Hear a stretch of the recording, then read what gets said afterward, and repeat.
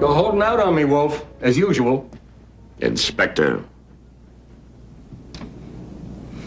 The man who lies dead on my doorstep was a friend of Mr. Goodwin's. And if he was sensitive enough to have noticed, it has been quite traumatic for him. All right, I left my manners at the station house. I still want some answers. You've had the answer, Inspector. Barney Sullivan was my friend. We played football at college. He was tough, competitive. One hell of an athlete. Four of us got together for a reunion a couple months ago. It was a lot of laughs. We ran through some of the old plays, went through a dozen beer mugs at Sweeney's place for football. Today, Goodwin, today. I hadn't seen Barney since that night at Sweeney's. And yesterday, out of the blue, he called. What about? He knew I worked for Nero Wolfe. Said he'd run into trouble, needed some advice. No specifics? Well, I guess he was saving that for the meeting. Inspector? Found it on the roof across the street.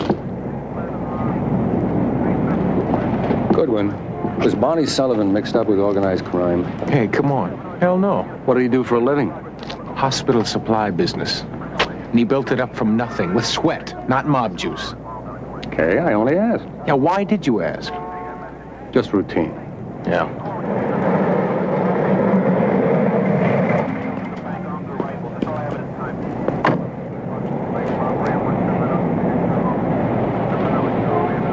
Goodwin, am I hoping for too much if I ask you to stay out of this one? Well, you know what Nero Wolfe says. Hope is often disappointment deferred.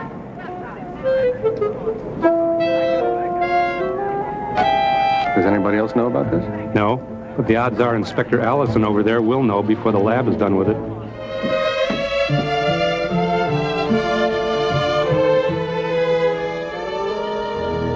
You haven't touched your trout, mon boy. Forgive me, Fritz. I have no doubt that this is up to your usual standard, and starving the living will not profit the dead. But the events of the day have left me with little appetite. Please remove it.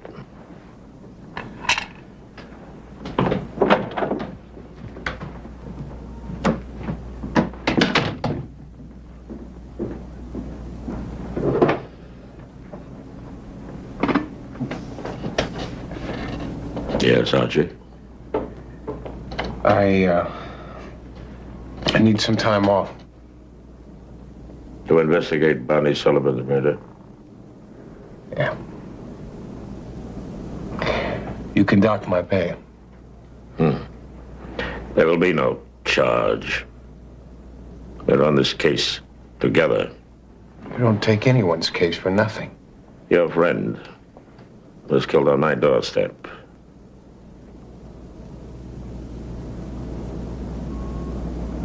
Unto Almighty God, we commend the soul of our brother departed, Barney Elliott Sullivan, and we commit his body to the ground, earth to earth, ashes to ashes, dust to dust, in sure and certain hope of the resurrection unto eternal life through our Lord Jesus Christ. Amen.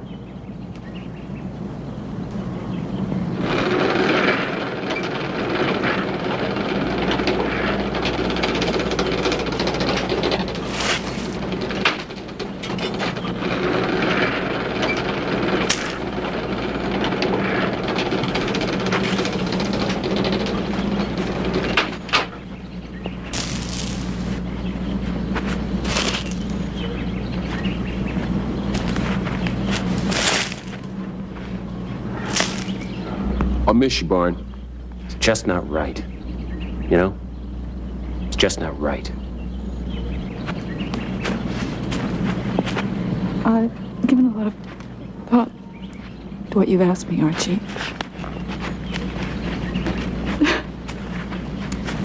It's a blank wall. Barney just didn't have any enemies. Do you remember how it was at school? Everybody liked him. I've searched and searched. It's okay. It's okay, Mandy. I can't can't even think of a reason why he'd need you or Nero Wolfe. I just can't. Hey, take it easy. Not now. You will help find this I'll find him. person. It's a promise.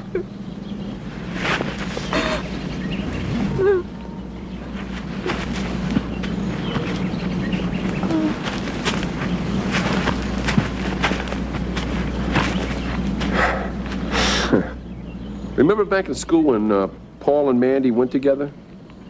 They were a real thing. I mean, until Barney came along. Yeah, that was more than just a thing for Paul. Yeah, damn near killed him when she married Barn, you know? Yeah. I remember.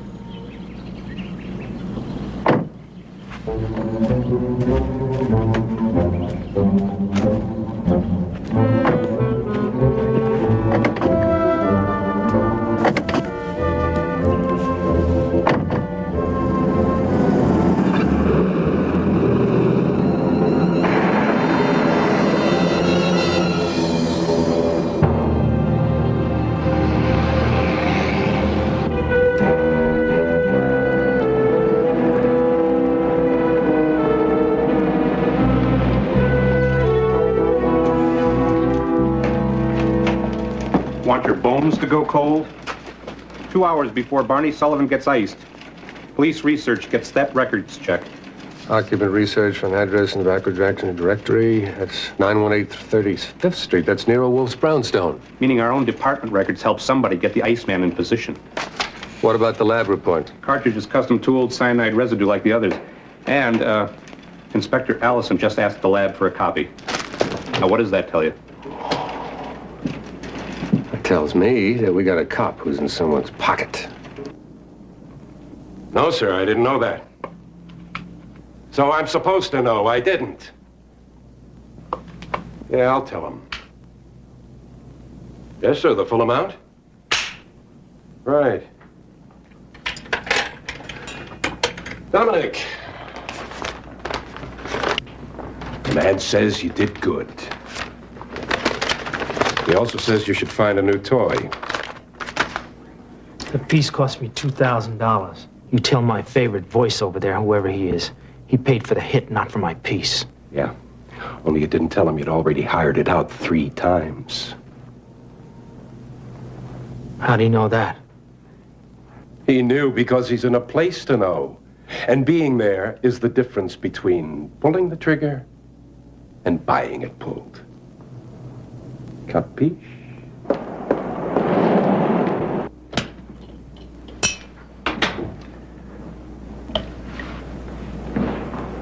Are you all right? Well, I could do without black in my wardrobe for a while. Otherwise, fine. Our friend in the coroner's office dropped this by earlier. The autopsy on Barney? Yes. Page 4, paragraph 6 deals with the forensics of the wound. Controlled expansion bullets? Traces of cyanide in the wound tract? Suggesting Barney Sullivan was the victim of a hired assassin. Also suggesting the police were right. The mob is involved. An assassin isn't necessarily hired only to expedite business affairs, Archie. You want to spell that out? You saw Mandy Sullivan and Paul Hendricks at the funeral. You had a flash of their memory about their past relationship. Perhaps the motive for Barney's murder was personal. There is nothing going on between Mandy and Paul. Now, she is straight arrow. Besides, if that were the case, she could have just left Barney. Perhaps she was reluctant to leave his money. Wrong tree. Now, Brian Stoner told me that Barney's business has been going downhill for 2 years. Mandy's broke. He had to help out just to cover funeral expenses. Did you happen to apply yourself to the matter of life insurance? I put Saul Panzer on it. You've been busy. Lab reports, insurance policies. We're in this case together, Archie. Remember? Now, you refused to look in Paul Hendricks' direction or in Mandy's because they're friends. Well, that's loyalty. It's also sentimentality. I'm only suggesting you open your eyes to every possibility. It's $250,000, the figure. You see who the beneficiary is.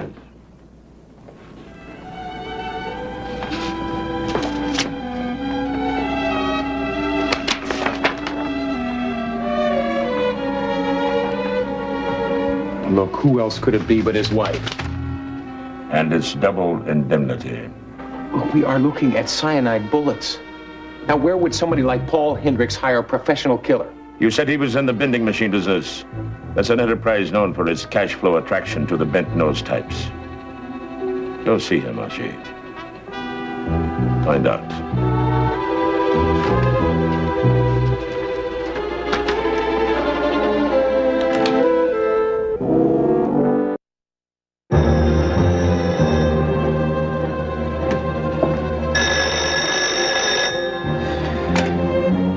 Yeah? What does it take? Half a day to answer the phone? At 9 in the morning? Yeah. What do you want? The man wants. Again? This time it's special. Real special.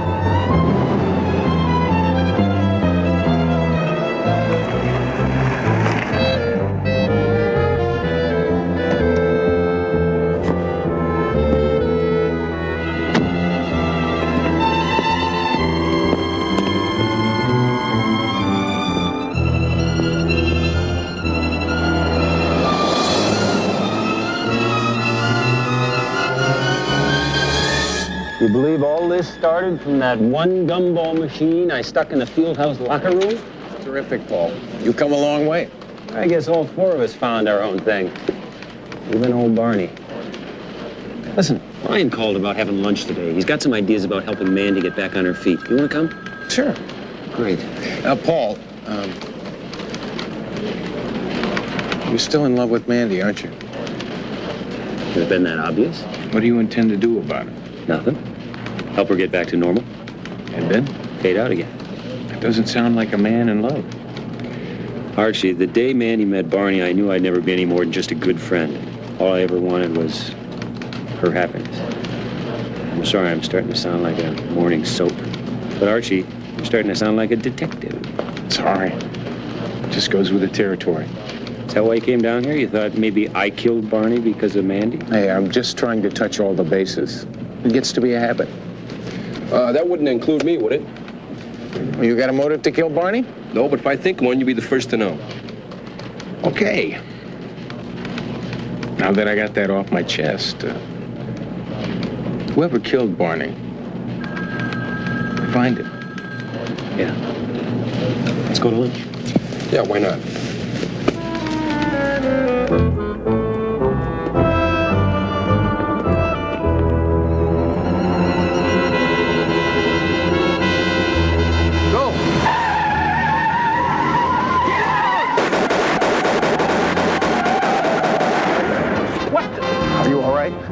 Yeah, bro. So what's this all about, Arch? Looks like Barney got himself in over his head with some pretty nasty characters. With the mob? Barney? No way, Arch. No way. 6Y8 to Commander 6Y. Go ahead, 6Y8. That appointment you told me to watch.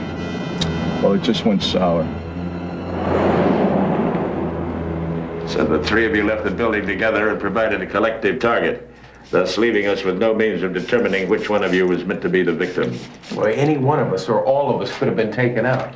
But the question is why? Yes, we are faced with an interesting dilemma. Oh, dear. Oh, that's very bad.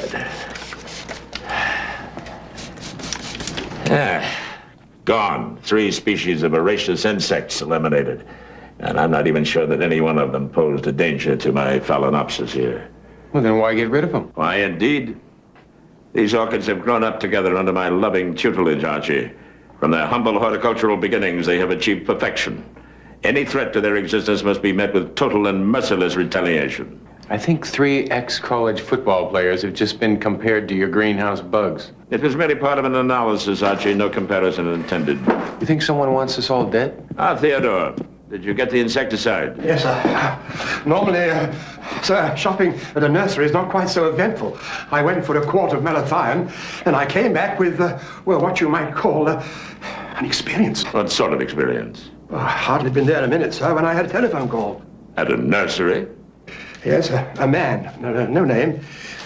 He said he had a message for you, Archie, personally. Okay, give. You're to be at the West Side Hotel, room 214, at 5 o'clock.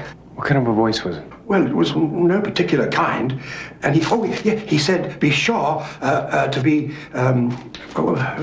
be sure to be loose. West Side Hotel. It's on 23rd, isn't it? But surely you're not going, Archie. Do I actually detect a note of concern? If this rendezvous in room 214 turns out to be a most selective design for your extermination, I would be forced to leave the comfort of my home to claim your remains. Yes, it is of concern. Well, I wouldn't put you through all that trouble, so I'll be careful. Oh, Archie, don't forget, be loose. Theodore, in this particular context, what is loose? I really don't know, sir.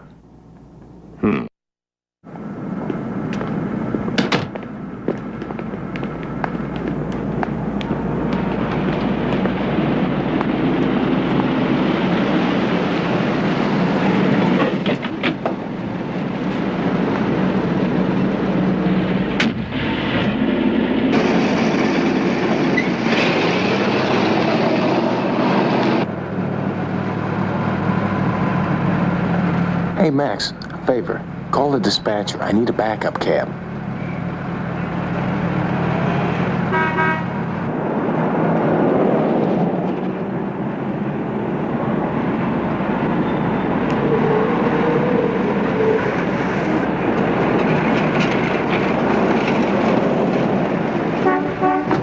Be right back.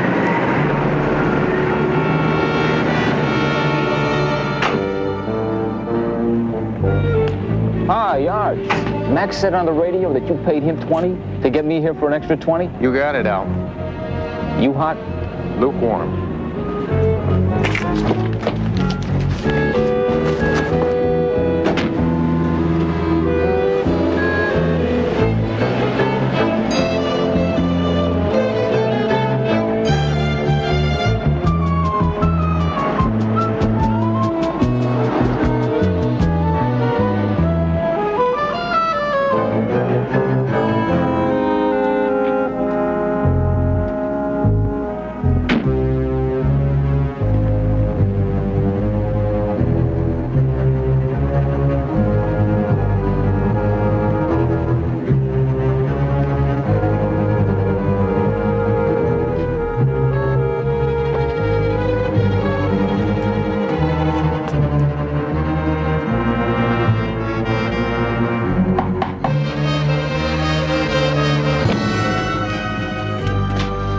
Get inside, quick.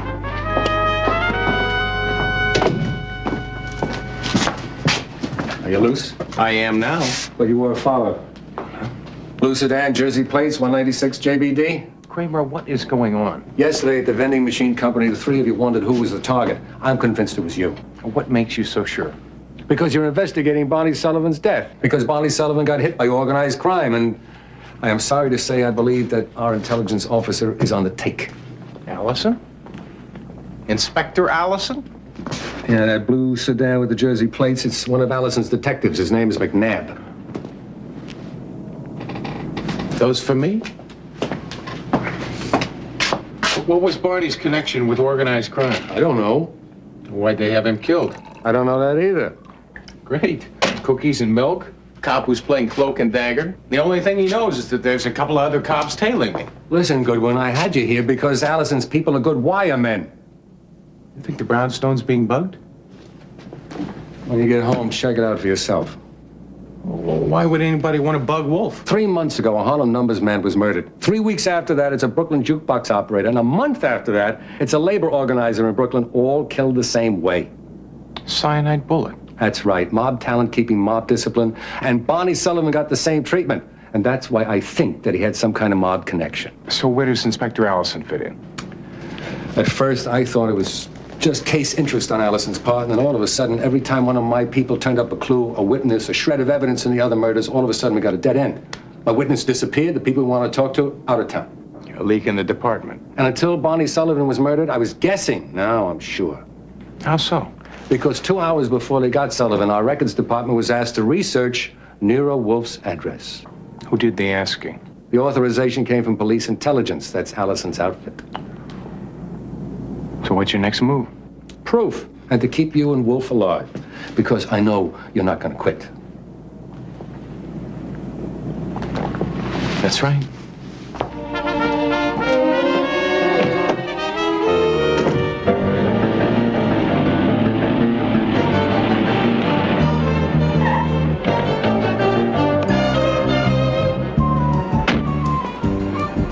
Keep it, Al.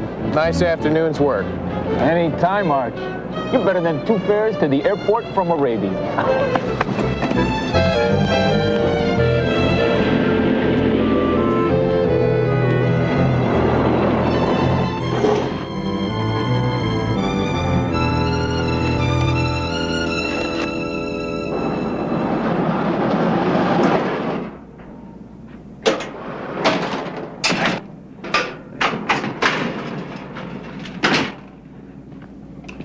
Well, I certainly hope you had a pleasant afternoon, Archie.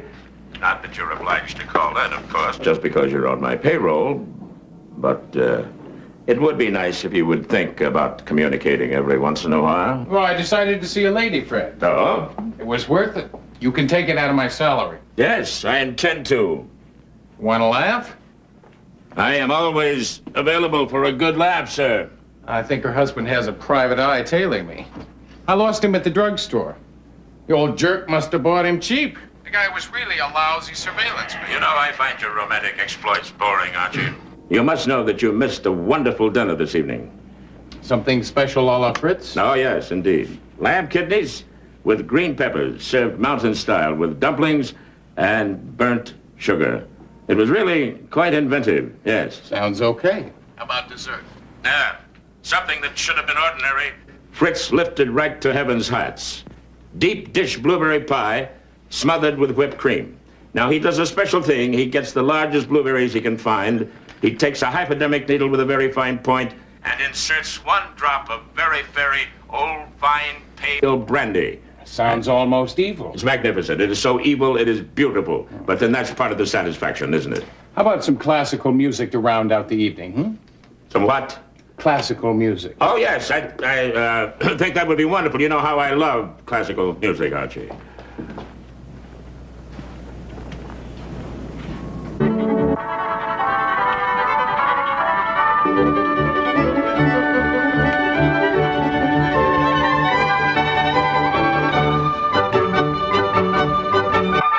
That's wonderful, Archie. Just wonderful. I love your selection. I resent strongly my privacy being invaded by agents of the police. Kramer thinks Inspector Allison's on the take and feeding information to the mob. So Allison invents an excuse to come here one day and plants an electronic device to find out what we know. But think, Archie, we were not involved until after your friend Barney Sullivan called and asked to see us. That's right. Yet 10 minutes after he called, our address was checked in the police department. Our telephone couldn't have been tapped then, surely. Where was Barney when he made the call, do you know? His office, he said. Then that's where we must look for the answer.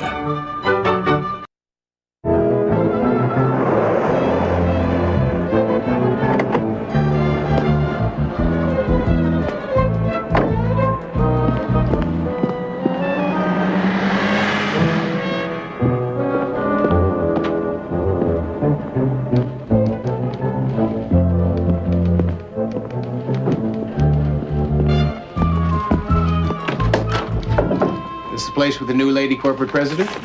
Archie. Yeah, lady president. This lady's a little slow to learn. Been a housewife too long. Hey, don't let her kid you, Archie. She's soaking up this business like a sponge. Everybody's been real helpful, especially Brian.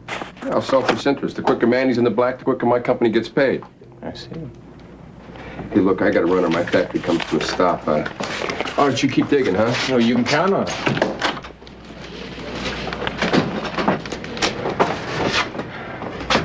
So, did you turn up anything?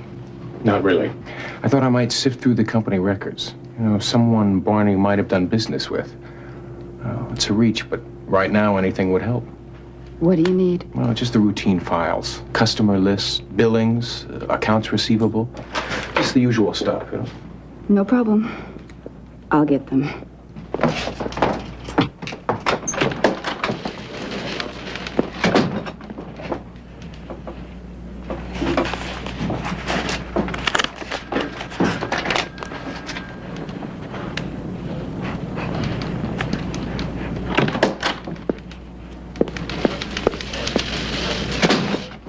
All of this should get you started.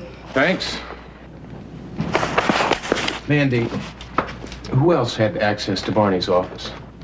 Just about anybody who works here, I suppose. Why? Just wondering.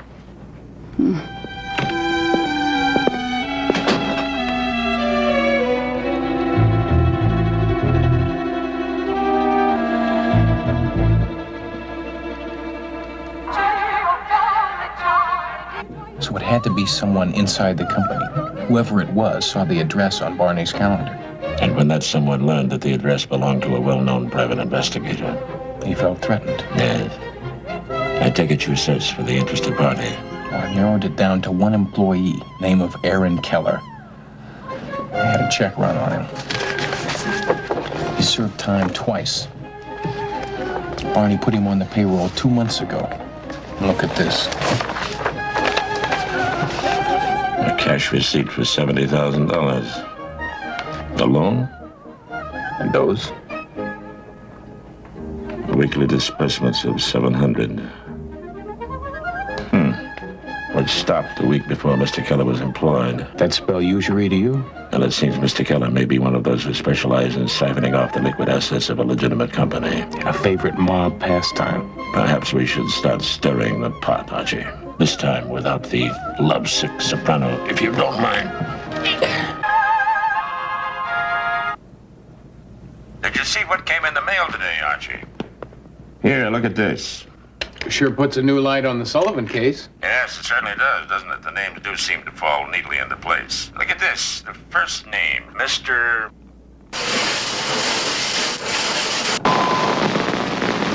And the second one is hardly more of a surprise. Mr. I think I'll go to bed, Archie. I'm rather tired. You take care of the lights, will you, please? Thanks, sir.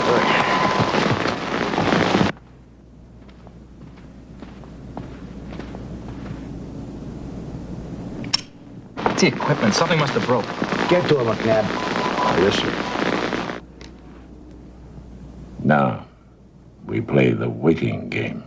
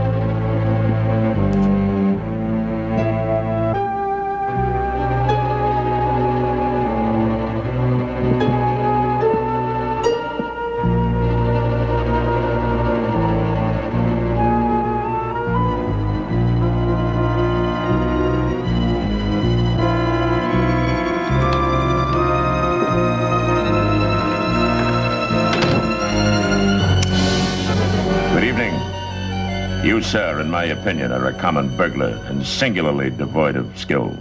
Aren't you called the police? I don't try anything, or I'll have to mess up Mr. Wolfe's nice clean carpet. You wouldn't do that, would you, Archie? Well, I most certainly would.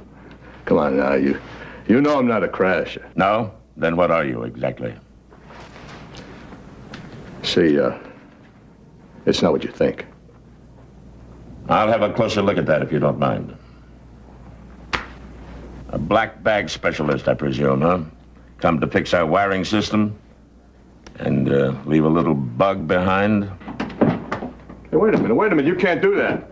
You'd be surprised at what I can do, sir. What is this, anyway? Your badge is evidence of illegal entry into my house by a member of New York's finest. I can give it either to my friend on the New York Gazette who specializes in police intelligence operations, or to your Inspector Allison at promptly 10 o'clock tomorrow morning. Please tell the inspector the choice is up to him. Now, you may leave through the front door, Officer McNabb.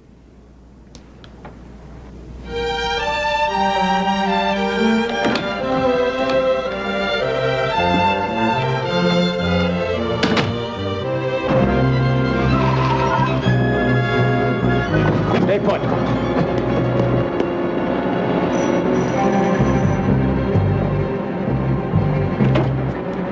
Inspector Allison for Nero Wolfe. He's expecting you, sir.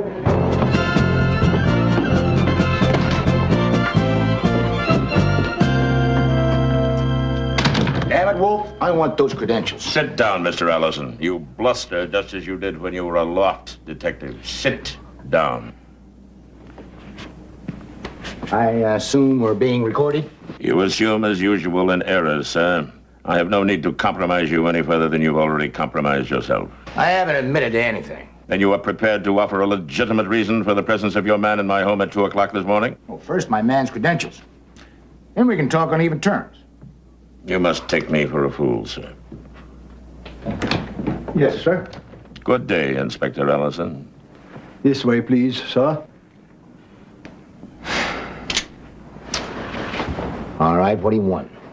Thank you, Fritz. First, an explanation of when and why you invaded my home with your electronic gadgetry.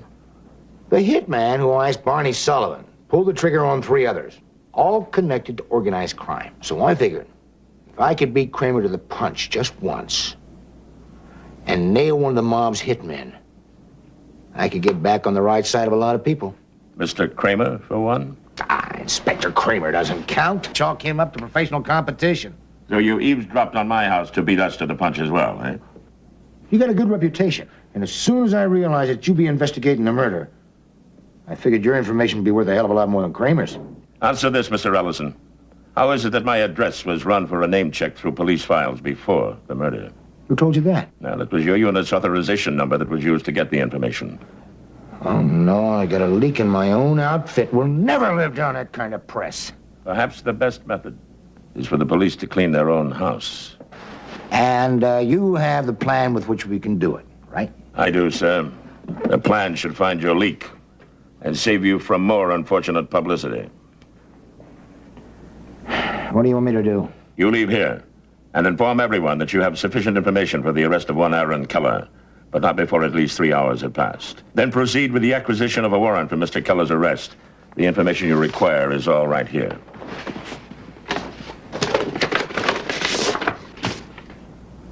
Then what? That, sir, is not your concern at the moment. Now, wait just a minute. Good day, Mr. Allison. What about my man's credentials? When you've finished, I'll send them via Mr. Kramer. Professional courtesy, you understand.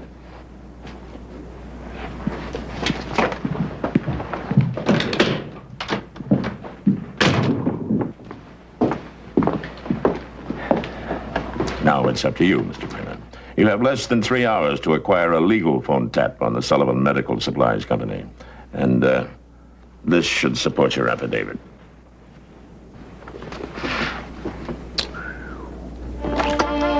I'll get right on it.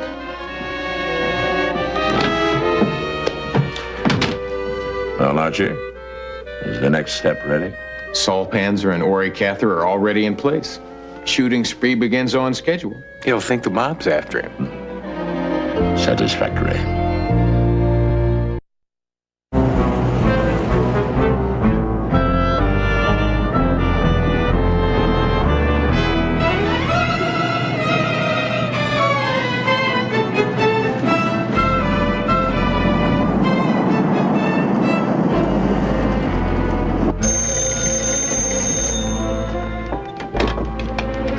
Keller?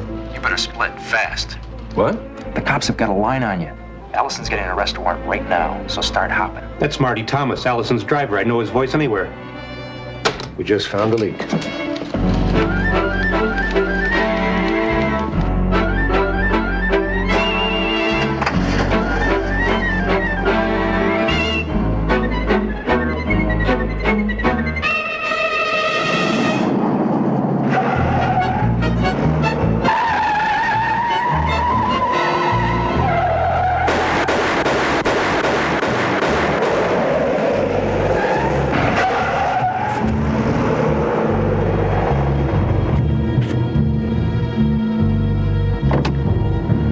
Those blanks should make a hell of a racket, don't they? Do they?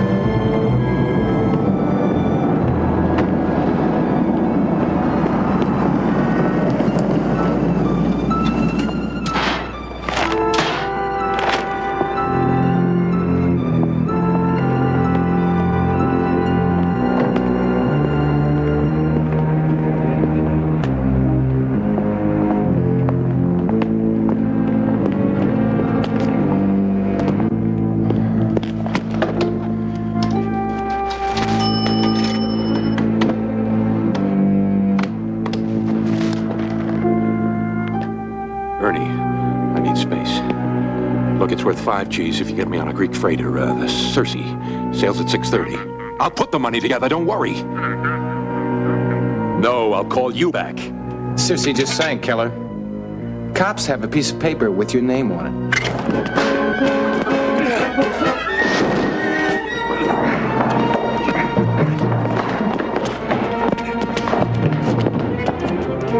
Sorry to have disturbed you. Let's go. And so, with the aid of the company books and Mr. Keller's past connection, we were able to put it together. Keller was an experienced company takeover specialist. Are you saying that he was in the company with Barney's knowledge? And against his will, Mrs. Sullivan, your husband had no choice. He was deeply in debt to the loan sharks. He had only one way out. Run for the right kind of help. And when he did, he was murdered. By Keller? By a professional assassin. I know I was a suspect because of the way I felt about Mandy. How come you eliminated me? Well, that's easy, Paul. We were both shot at by the same assassin. No, Mr. Stoner. That was the charade that changed my thinking. I don't understand. Barney Sullivan was killed by a professional from a distance of 100 feet. Later, the same professional missed 3 men from a distance of less than 30 feet. A charade obviously intended to steer suspicion away from Mr. Hendricks and from Mr. Stoner. What are you talking about? I'm talking about you, Mr. Stoner. The man was hired to miss by you through Keller. That's crazy. It began to come together when Archie made the phone call to meet you, Mr. Hendricks, at your plant. Was it after that call that Mr. Stoner phoned to invite you to lunch? Yeah, it was. Yes, our phone was tapped. Mr. Stoner's police informant told him that Archie would be there. He then planned the shooting to take all suspicion away from you and at the same time from himself. Yeah, all guesswork. We shall see, sir.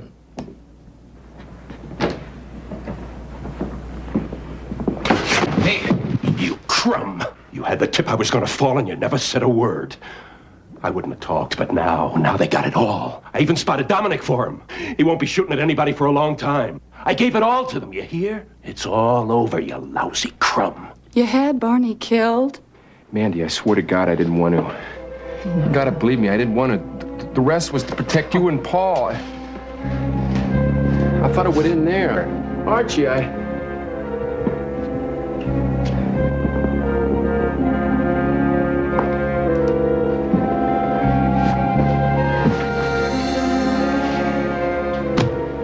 Once they have you, they never let go, do they, Mr. Stoner?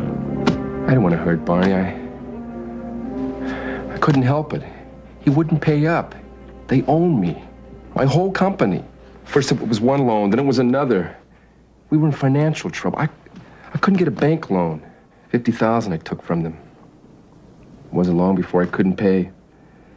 Keller moved into my company. They were going to ruin me. So you joined them? Well, what else could I do? Go under? I fronted loans. I led them to other companies. It made me rich. Yeah, rich. Riches that killed your best friend.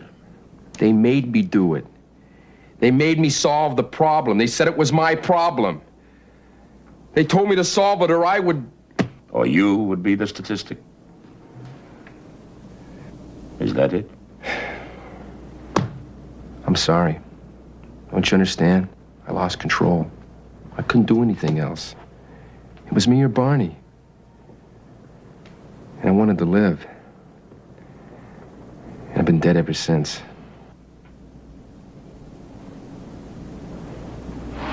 Come on.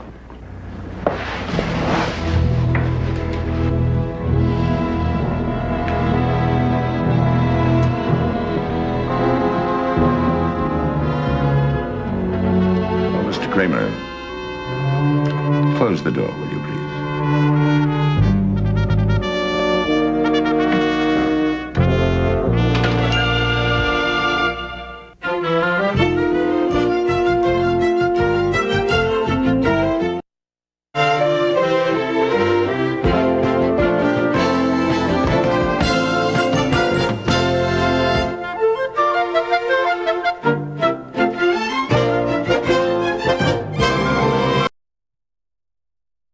She died on my doorstep, clutching a letter with 3 names. One was a wealthy husband drowning in debt, one was a trusted friend with secrets to hide, and one was a doctor who'd returned from war-torn France with stolen treasures. The poison that killed her was meant as a warning to us. But which of them had turned murder into a message? And why did the killer want her to die at the feet of the world's greatest detective? Chapter 1. The Unexpected Caller. It was a bitter February morning when death came knocking at the brownstone on West 35th Street. I'm Archie Goodwin, assistant to the world's greatest detective, though try telling him that without inflating his already considerable ego. Nero Wolfe, a 1/7 of a ton of genius wrapped in yellow silk pajamas, was likely upstairs in the plant rooms with his precious orchids, completely oblivious to the chaos about to unfold. I'd just finished my second cup of coffee when the doorbell rang at precisely 8:45. Fritz Brenner, our chef and household manager, was in the kitchen preparing Wolfe's breakfast, so I set down my newspaper and headed to the front door. Opening it, I found myself staring down at a woman's body, elegantly dressed in a mink coat, collapsed across our threshold like some macabre welcome mat. Blood pooled beneath her head like a dark halo on the cold stone steps.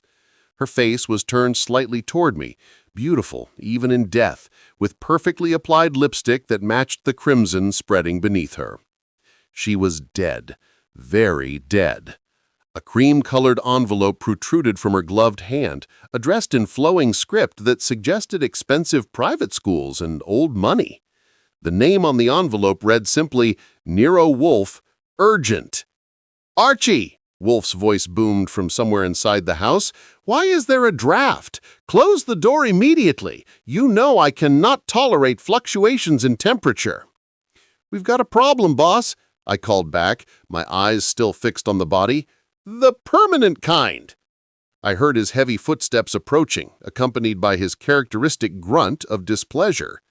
When Wolfe appeared in the hallway, still in his yellow pajamas with a purple orchid stem in his hand, his expression shifted from annoyance to sharp calculation in an instant. "Don't touch anything," he ordered, though I hadn't moved an inch. "Telephone Mr. Kramer at once." I carefully extracted the envelope from the woman's hand using my handkerchief. The paper was expensive, heavy stock that wealthy people used for their personal correspondence. Breaking the seal, I read aloud while Wolfe listened with his eyes closed, a sure sign his brain was working at full capacity. The letter was brief but explosive. The woman identified herself as Vivian Ashford of Park Avenue, and she claimed to have uncovered evidence that someone in her elite social circle was smuggling rare books, stolen Nazi plunder worth millions of dollars. She listed 3 names, people she suspected, and begged Wolfe to help her before it was too late. The irony was almost too bitter to swallow. She'd come seeking protection from a murderer, only to have death beat her to our doorstep. The question that would haunt this investigation had already formed in my mind. Had she been running toward safety, or had someone deliberately sent her to die on Nero Wolfe's doorstep? Chapter 2. The Letter and the Suspects. Inspector Kramer of Homicide arrived within the hour, his jaw set like concrete and a cigar clamped between his teeth. He wasn't happy to find a corpse on Nero Wolfe's doorstep, and he was even less happy when Wolfe refused to come outside to view the crime scene. "Tell him to get his oversized carcass out here," Kramer growled at me. "You know he won't, not for the president himself, but he'll see you in the office once you're done out here." The medical examiner confirmed what we'd suspected. Vivian Ashford had been poisoned with fast-acting cyanide. She'd been dead before she hit our doorstep, probably within minutes of ingesting the toxin. The blood we'd seen was from where her head struck the stone steps, but she was already gone by then. "She was murdered somewhere else and came here dying," Kramer said, settling into the red leather chair in Wolfe's office. "Question is, why was she coming to you?" Wolfe, now properly dressed and seated behind his desk like a Buddha contemplating the universe, tapped the letter with one thick finger. She believed she had discovered a smuggling operation, rare books stolen from occupied territories during the war. She was frightened enough to seek my help. "And the suspects?" Kramer asked. I consulted my notes. 3 names in the letter. First, Malcolm Ashford, the victim's husband. He's a prominent book collector with a gallery on Madison Avenue. According to my preliminary calls, he's been having financial troubles lately. Expensive tastes, mounting debts, but somehow still acquiring rare volumes. Wolfe's eyes narrowed. "Interesting. Continue." Second is Celeste Hartwick, Vivian's closest friend since their boarding school days. She manages the Hartwick Foundation's charity auction house, which specializes in rare books and manuscripts. She'd have the perfect cover for moving stolen goods through legitimate channels. "And the third?" Wolfe prompted. "Dr. Edmund Price, the Ashford family physician. This one's curious. He served in France during the occupation as a medical officer. After the war, he returned with an impressive collection of French first editions. Says he bought them from desperate locals for food and medicine." Kramer snorted. "Or looted them from abandoned libraries and murdered families." "Precisely," Wolfe said.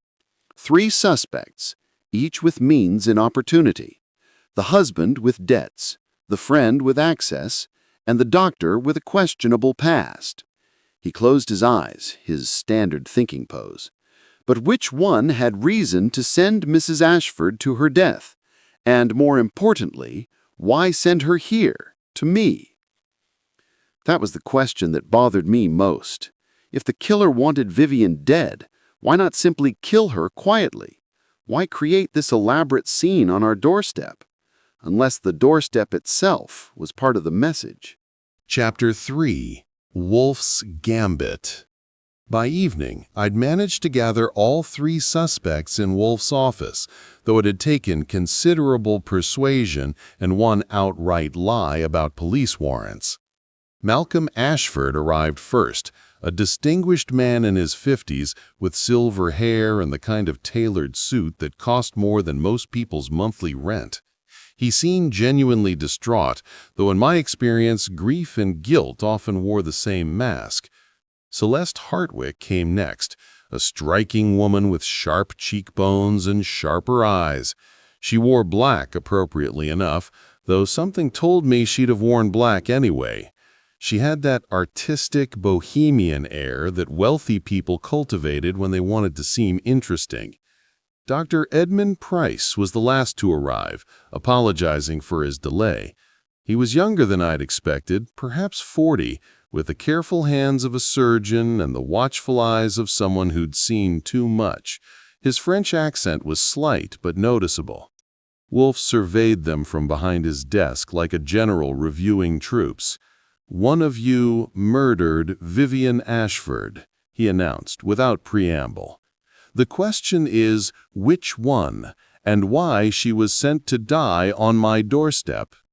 Malcolm Ashford shot to his feet. "This is outrageous! My wife just died, and you're accusing—" "Sit down," Wolfe commanded, and surprisingly, Ashford obeyed. "Mrs. Ashford was poisoned with cyanide. The toxin acted quickly, within minutes. She managed to reach my door before collapsing, carrying a letter that accused one of you of smuggling stolen Nazi plunder." "Ridiculous," Celeste said coolly. "Vivian had an overactive imagination. She was always seeing conspiracies." "Was she?" Wolfe's eyes half closed. "Then explain the 5 rare manuscripts that appeared in your auction house last month. Manuscripts that matched descriptions of volumes stolen from the Rothschild collection in Paris." Celeste's composure cracked slightly. "Those were legally acquired. I have documentation." "Forged documentation," Wolfe said. "But that's almost irrelevant now, because the smuggling, while illegal, isn't what interests me. What interests me is why the murderer chose to kill Mrs. Ashford in such a theatrical manner." Dr. Price shifted in his chair.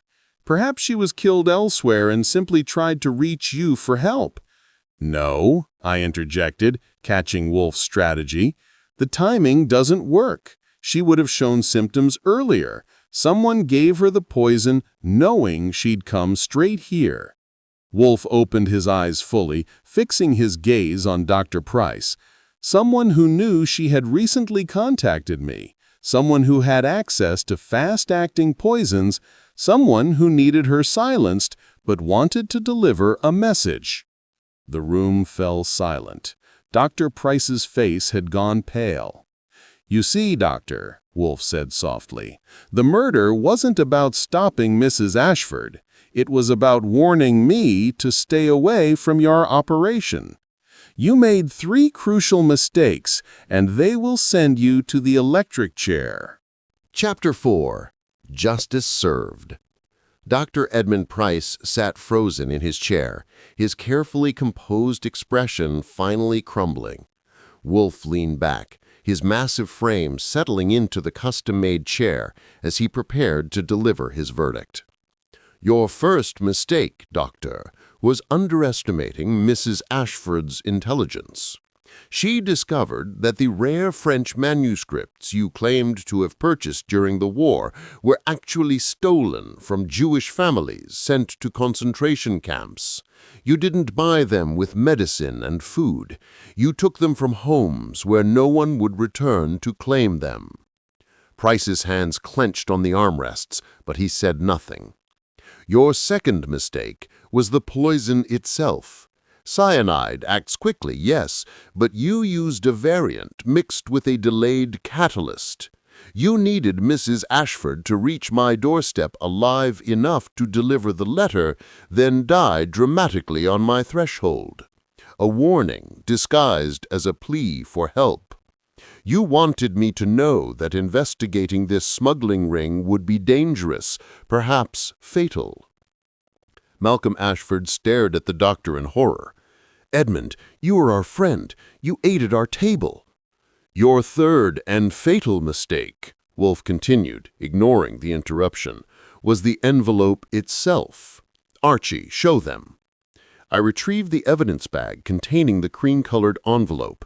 "The seal," I explained. "Most people lick envelopes to close them, but this one has a peculiar adhesive quality. It was coated with a contact poison that absorbs through the mucous membranes." Celeste Hartwig gasped. "He poisoned the envelope? But how did he get Vivian to send it?" "He didn't," Wolfe said. "He wrote the letter himself, forging Mrs. Ashford's handwriting. He then visited her yesterday morning as her physician and brought her tea laced with a sedative. While she was unconscious, he pressed her thumb to the envelope and her hand around it. When she woke, confused and poisoned, he told her she'd written to me for help and must deliver it immediately. She trusted him completely." Dr. Price finally spoke, his voice barely a whisper. "She was going to expose everything. The manuscripts, the auction house, all of it. Do you know how much money was involved? Millions. Enough to build a new life, to erase the horrors of what I saw during the war." "Enough to murder for," Kramer said, standing and pulling out his handcuffs. "Dr. Edmund Price, you're under arrest for the murder of Vivian Ashford." As the police led Price away, Celeste Hartwick started talking, desperate to cut a deal. She'd been the fence for Price's operation, moving stolen books through her legitimate auction house. Malcolm Ashford sat devastated, learning his wife had died, trying to do the right thing. Later that evening, after everyone had gone, Wolfe returned to his orchids, and I returned to my typewriter. Another case closed, another murderer caught, and justice served, without Wolfe leaving his chair. Just another day at the brownstone on West 35th Street, where death sometimes comes knocking, but never goes unanswered.